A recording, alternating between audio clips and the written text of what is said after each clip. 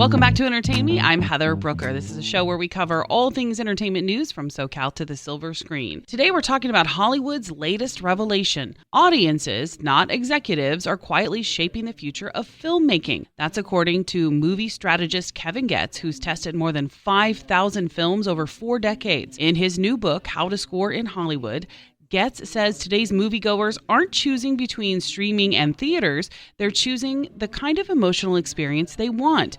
And those choices now influence which films get made, how they're edited, and where they're released.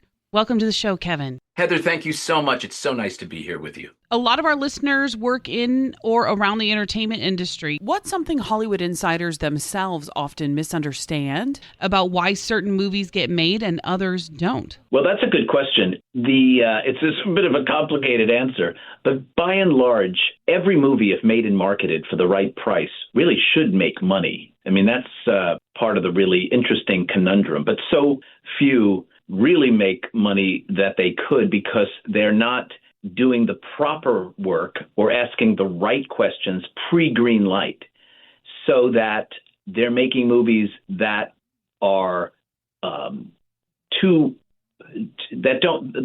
making movies for budgets that often don't support the audience that is committed to seeing them. That is to say that the audience isn't large enough for many budgets. So it's important to know what you have out of the gate and size that audience so that you can make better financial decisions, as I said, before shooting a frame of film.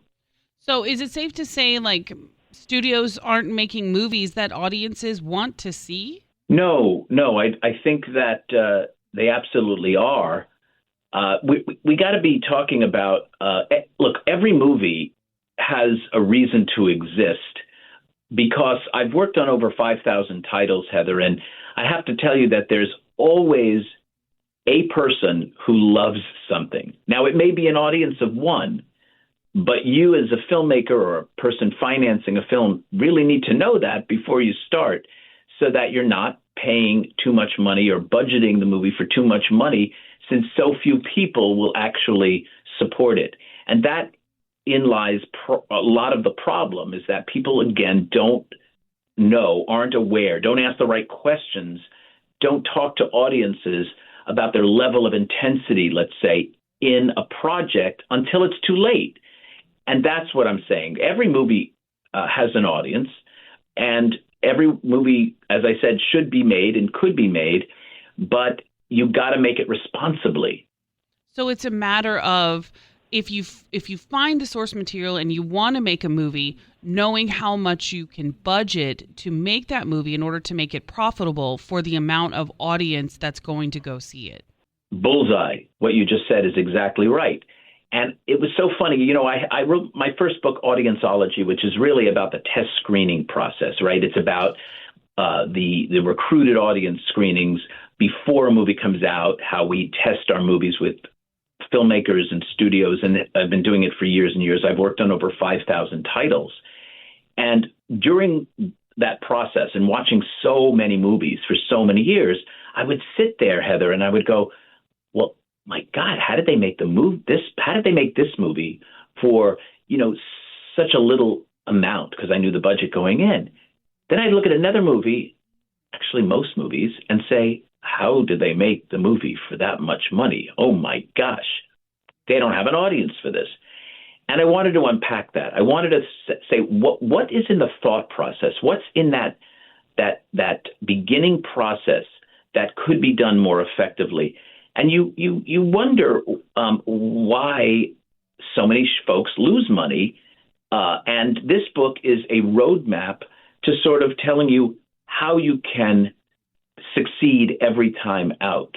Now, sometimes that might mean you can't make the movie because there's no way you can afford to make it. And that is an answer. But to ignore the audience is really at your own peril. So let's talk about a time when audience testing completely changed a film, or maybe the way it was delivered, or maybe even involved reshoots. Because as you're talking about this, audience is a very important part of the filmmaking process, and knowing your audience. Can you talk about a time where movies, as they often get tested, change the film? Well, nearly every movie I've ever worked on does some change. So it would be impossible to mention a specific title. If you brought up a title and it's been talked about, I can bring it up. I mean, I work on 70% of every movie that tests in Hollywood, so I would say 95% of them make some kind of change, whether it's small editorial changes like the movie's a little fat, meaning it's a little long, so it needs to be tightened. That's a strong or a large number of cases. That is the case that we're trying to streamline the narrative. The ending is really super important. Creating an ending that's both not only emotionally satisfying, but intellectually satisfying. And so, intellectually satisfying meaning that it's answering questions, and emotionally satisfying meaning that it is hitting and touching you in some way. It doesn't have to be a happy ending, but it needs to be a satisfying one that is truthful to the narrative before it. I want to make a really clear statement about something, though, Heather, to clarify for audiences, because the naysayers will often say, well, you're talking about art. How can you measure art and how can you judge art? Well, when you're creating art, I truly believe that is a very personal experience that's between you and the universe, or you and the gods, right? The person, the artist creating it.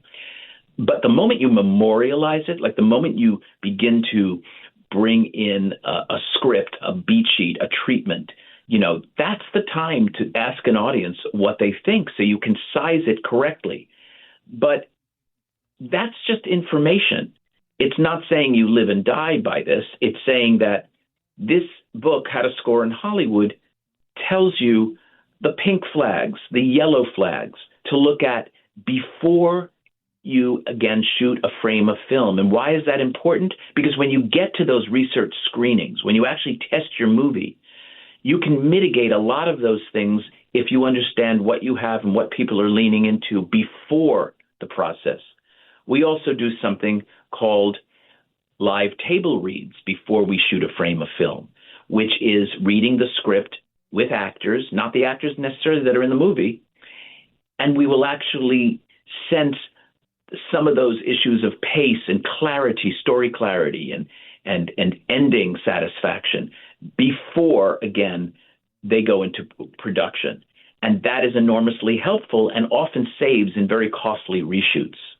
There's been many times where I have watched a film. I cover a lot of movies here at KFI, and I see the budget for how much they spent on a movie, and it either doesn't come close to making that, or some will say it's a failure if it only makes right at the budget for the film. And this is really interesting advice and smart advice. Who would you say that this advice is targeted towards, like your book? Is this for people like new filmmakers, indie filmmakers? Is this for the studio heads? Like, who is this for? I'm going to be honest with you. It is for so many constituents, and you could really easily ghettoize it and say, well, it's just for the person making the movie. It's for anyone financing a movie. It's for anyone making a movie. It's for anyone interested in movies and looking at a behind-the-scenes, sort of behind-the-curtain view of what goes on in that decision-making process. But Heather, it's also really true to any product that is launching anything new to the marketplace.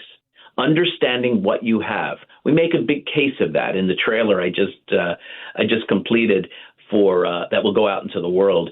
We make a point to talk about how business owners and entrepreneurs who are launching something really need to understand, like, what do you have? What's the size of that audience?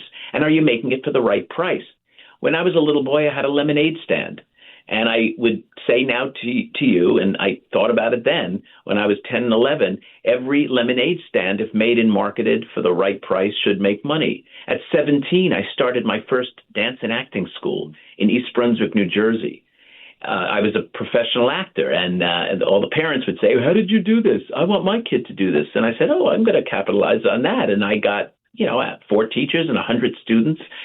Every dance and acting school made and marketed for the right price should make money. And I did at that age. I kind of intuitively understood that.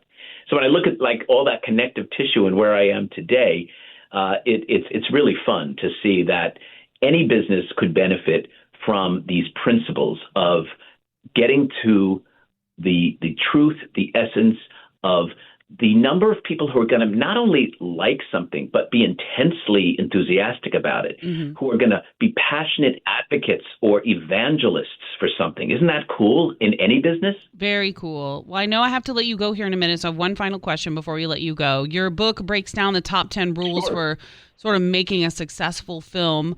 Which one of those rules matter the most right now in Hollywood, where we're still recovering from strikes and shutdowns and shifting viewer habits?